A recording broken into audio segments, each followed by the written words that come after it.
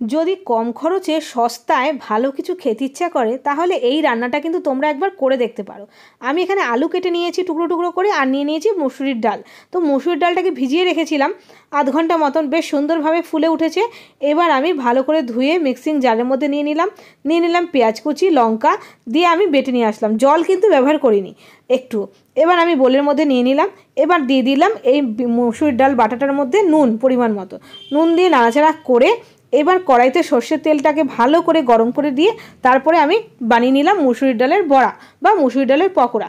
এই দেখো মুসুরির ডালের পকোড়াগুলো খেতে কিন্তু ভীষণই ভালো লাগে। আমার অনেক সময় কি হয়, বাড়িতে মানে মাংস, মাছ, ডিম কিছুই থাকে না, সেদিন কি রান্না করব সেটাও বোঝা যায় না, তখনও কিন্তু তোমরা এই রান্নাটা করতে পারো, বেশ ভালো হয় খেতে।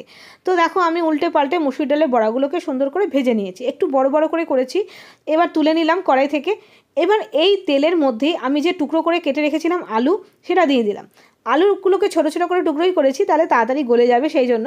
এবার আলুগুলোকে একটু নুন দিয়ে তেলের মধ্যে একটু সাঁতলে নিচ্ছি, একটুখানি ভাজা করে নিচ্ছি। তো আলুগুলোকেও একটু ভেজে টেজে তুলে নিচ্ছি কড়াই থেকে।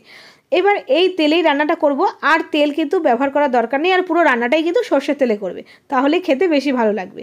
এইবার এই তেলে দিয়ে দেবো ফোড়ন, ফোড়নের মধ্যে দিয়ে দিলাম তেজপাতা আর গোটা জিরে, আর তারপরে দিয়ে দিলাম একটুখানি আদা বাটা, আদাটা দিয়ে একটু নাড়াচাড়া করে দিয়ে দিলাম টমেটো বাটা, টমেটোটাকে দিয়ে একটু নাড়াচাড়া করে একটু জল দিয়ে দিয়ে দেবো সব মশলা, দিয়ে দিচ্ছি পরিমাণ মতো নুন, দিয়ে দিচ্ছি হলুদ, 1 চামচ মতন দিয়ে দিলাম জিরের গুঁড়ো, 1/2 চামচ ধনের গুঁড়ো, আর লঙ্কার গুঁড়োটা পরিমাণ মতন দেবে, যেরকম ঝাল পছন্দ করবে। আর তার সাথে সাথে একেবারে দিয়ে দিলাম একটু মিষ্টি। এবার সব কিছু দিয়ে মশলাটাকে এখন ভালো করে সময় নিয়ে একটু কষাতে হবে। মশলাটা দেখো সুন্দর করে যখন কষে গেছে, তেল ছেড়ে দিয়েছে, মশলার কালারটাও পাল্টে গেছে, তখন আমি ভেজে রাখা আলুটা দিয়ে দিলাম। আলুটা দিয়ে একটু মশলার সাথে ভালো করে কষিয়ে নেব, যাতে আলুর ভেতরেও সব মশলা টেস্টটা ঢুকে যায়, ফ্লেভারটা ঢুকে যায়। তো আলুটাকে দিয়ে একটু নাড়াচাড়া করে তারপরে দিয়ে দেবো ঝোল। আর এই রান্নাটার মধ্যে ঝোলটা একটু বেশি করে দেবে, কারণ বড়া কিন্তু ঝোল অনেকটা টেনে নেয়। এবার গ্যাসটা সিম করে ঢেকে দিয়েছিলাম, আলু কিন্তু সুন্দরভাবে গলে গেছে, আর ঝোলটাও এখন সুন্দরভাবে ফুটে উঠেছে।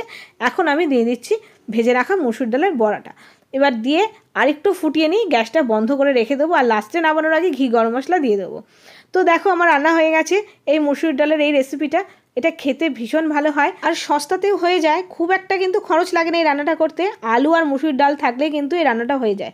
তো আর অনেক সময় বাড়িতে মাছ, মাংস, ডিম কিছুই থাকে না, সেদিনও তোমরা এই রান্নাটা করতে পারো। তো কেমন লাগলো জানিও, আজকে এই পর্যন্তই। দেখা হচ্ছে আরও রেসিপির সাথে। Bye bye.